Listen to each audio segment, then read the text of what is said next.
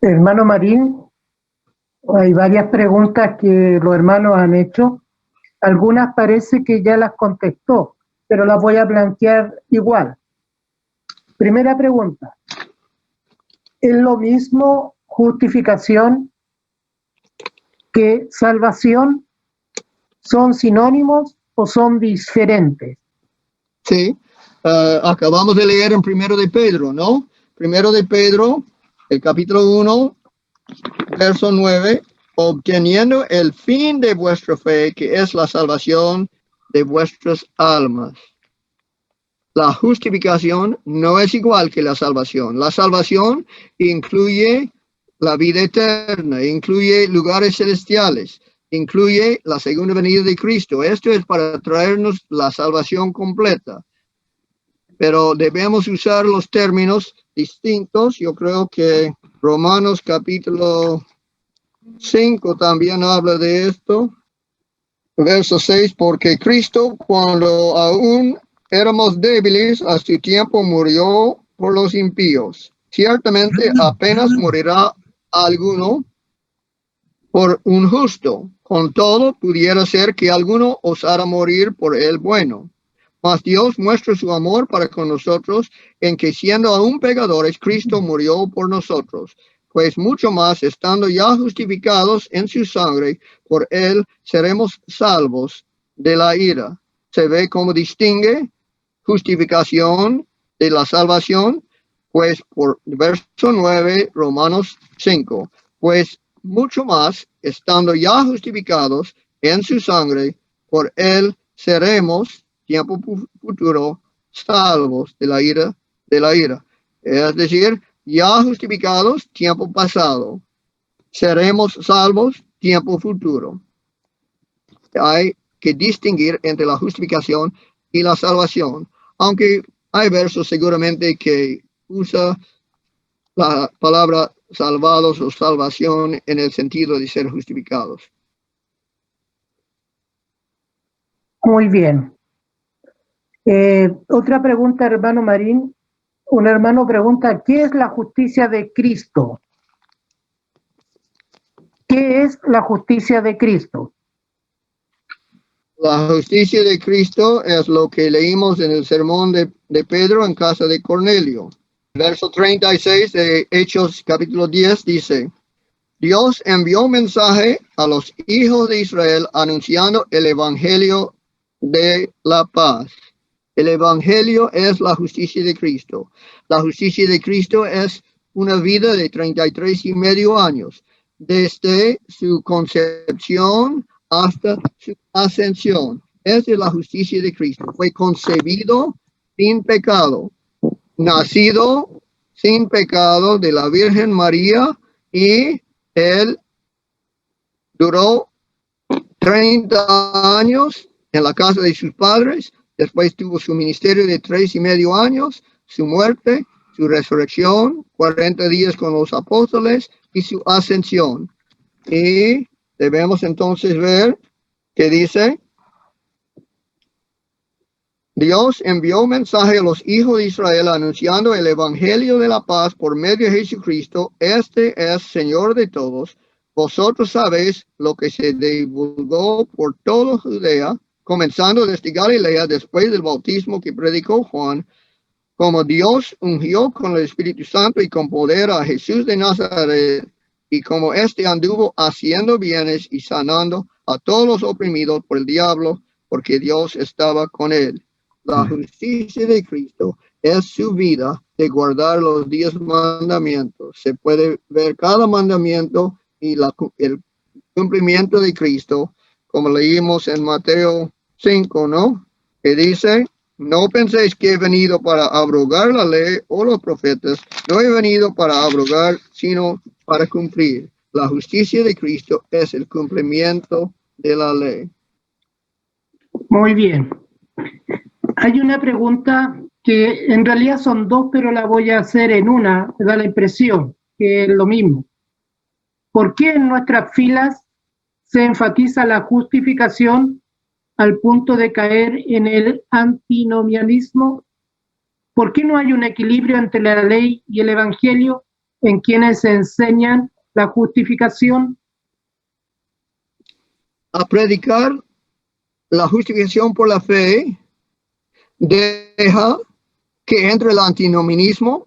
El antinomianismo es contra la ley, nomo, la ley, anti, contra la ley, o es decir, vivamos como nos gusta, no hay que obedecer, no hay que vivir conforme a la voluntad de Dios. Esto vendrá por predicar la justificación por la fe en ninguna manera. Pablo mismo lo dice en el capítulo 3 de Romanos, ¿no? Y podemos ver el porqué. Porque no hemos predicado la justificación como es recibido a base, escuchen bien, a base de la fe.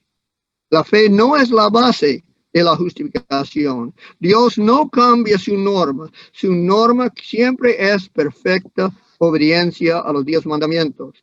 Si elevamos la norma de Dios y lo presentamos correctamente, entonces no estamos abrogando la ley. No estamos en contra de la ley, como Romanos 3:31 dice, luego por la fe invalidamos la ley en ninguna manera, sino que confirmamos la ley.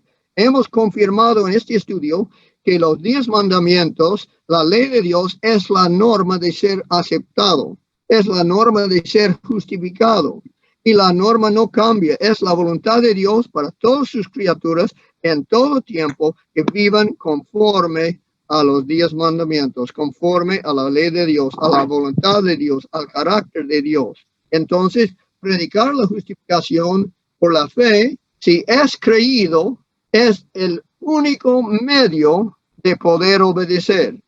Uno no puede obedecer sin el Espíritu Santo. ¿Y qué fue uno de los dones que hemos leído en Romanos 5 de ser justificado? El don del Espíritu Santo. El amor derramado en nuestros corazones.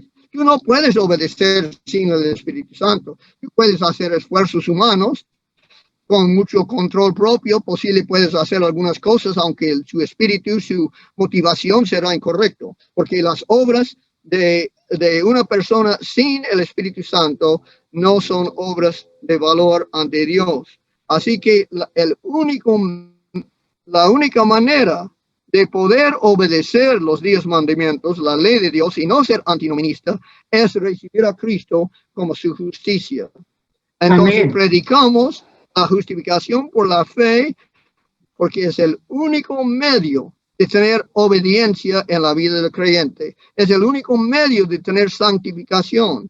Y también dice, a ver, si es Pablo dice en el verso 5 de Romanos 3, y si nuestra justicia hace resaltar la justicia de Dios, ¿qué diremos? ¿Será Dios injusto? ¿Será injusto Dios que da castigo? Hablo como hermano, como hombre. En ninguna manera, de otro modo, ¿cómo juzgaría Dios al mundo? Pero si por mi mentira la verdad de Dios abundó para su gloria, porque aún soy juzgado como pecador, y por qué no decir, como se nos calumnia, y como algunos cuya condenación es justa, afirma que nosotros decimos, hagamos males para que vengan bienes. Ese es el antinomianismo. Pablo dice, me acusan de ser antinomianista por predicar la justificación por la fe, pero ellos tienen su justa condenación. Ellos son incorrectos. Nosotros, a predicar la justificación por la fe, estamos alzando la ley de Dios, no abrogándolo. Muy bien. Hermanos, vienen 2 preguntas en una. Dice, por todos los antecedentes dados en su presentación, debemos entender que la justificación es un veredicto de Dios al momento de creer y que Dios mantiene mientras creamos, o es un acto diario que depende de la confesión del creyente para mantenerla. Debemos contestar esta pregunta con el tercer estudio, que es sobre la naturaleza presente continua de la justificación. Y en el Ok. segundo estudio vamos a hablar de si es posible perder la justificación. Y yo voy a mostrarles de la Biblia y únicamente la Biblia que es posible perder la justificación. Y les voy a mostrar también cómo es una cosa diaria. Pero con el estudio entero se puede captarlo, porque a contestar la pregunta ahora sin pasar una media hora con pruebas, entonces no sería de valor. La dejamos pendiente. Considerando que la fe es esencial para ser salvo, ¿qué aspecto tiene la primacía en la salvación? ¿La fe del creyente para mantenerse salvo o la fidelidad de Dios en mantener salvo al creyente? Esto también entra en el estudio de la naturaleza presente y continua de la justificación. Podemos decir que Dios obra para mantener a sus hijos en su casa. Y podemos decir que los hijos también tienen deberes, porque es posible endurecer el corazón, es posible salir de Cristo. Y entonces las dos partes obran para mantenerse o como hijos de Dios en la justificación. Pero también nos toca dar mucho más enseñanza, pruebas sobre esto en el tercer estudio. Muy bien. La última pregunta, hermano. Si la justificación es una obra celestial, ¿cómo llamaría a lo que ocurrió en la cruz? Repítemelo, por favor. Si la justificación es una obra celestial, ¿cómo llamaría a lo que ocurrió en la cruz de Cristo? Se llamaría el Evangelio. En la cruz, Cristo colgado en la cruz es el Evangelio, como dice en 1 de Corintios 15. 1 de Corintios 15, los primeros versos dicen así: además os declaro, hermanos, el Evangelio que os he predicado, el cual también recibisteis, en el cual también perseveráis, por el cual asimismo, la palabra importante, si retenéis la palabra que os he predicado, sois salvos si no creísteis en vano. Aquí vemos el Evangelio, el creer que trae la justificación y la salvación. Entonces, este es el Evangelio que Pablo ha predicado, que también los de Corinto recibieron y en el cual perseveran, por el cual asimismo, si retenéis la palabra que os he predicado, sois salvos si no creísteis en vano. Porque primeramente os he enseñado lo que asimismo recibí, que Cristo murió, es decir, la cruz, ¿no?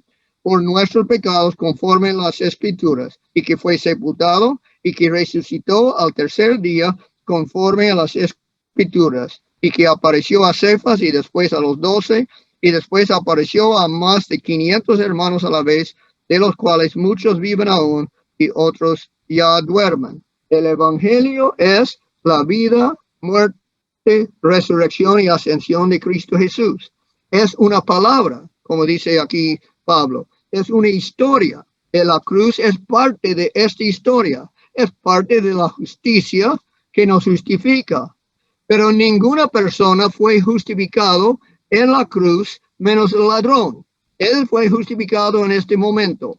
Lo que Cristo hizo en la cruz fue proveer una vida de perfecta obediencia a todo ser humano que lo aceptara. Pero sin fe es imposible ser justificado. Hemos enseñado que la justificación es por fe personal, pero fe sola. Tú no tuviste fe cuando Cristo murió en la cruz. Tú tienes fe ahora. Entonces tu justificación es ahora. En la cruz no fue la justificación. La justificación es una obra de ser declarado individualmente a una persona y no a todo el mundo en un solo balazo, como decimos en México. Me queda una última pregunta, hermano. ¿Somos simultáneamente declarados y hechos justos?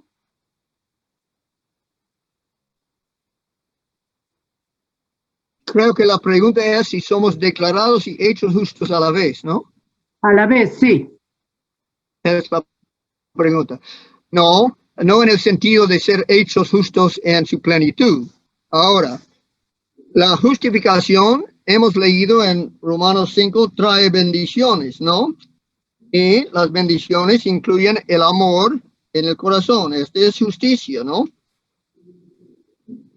Justificados, pues, por fe tenemos paz para con Dios por medio de nuestro Señor Jesucristo, por quien también tenemos entrada por la fe en esta gracia en la cual estamos firmes y nos gloriamos en la esperanza. Entonces tenemos paz, tenemos esperanza, tenemos amor y tenemos al Espíritu Santo. Esto es el fruto de la justificación, no parte de ella, sino el fruto, y el fruto comienza inmediatamente, como en Efesios capítulo 1, comenzando con el 11, vamos a comenzar. Efesios 1, dice Pablo así a los de Éfeso: en él, hablando de Jesucristo, en él asimismo tuvimos herencia, habiendo sido predestinados conforme al propósito del que hace todas las cosas según el designio de su voluntad, a fin de que seamos para alabanza de su gloria,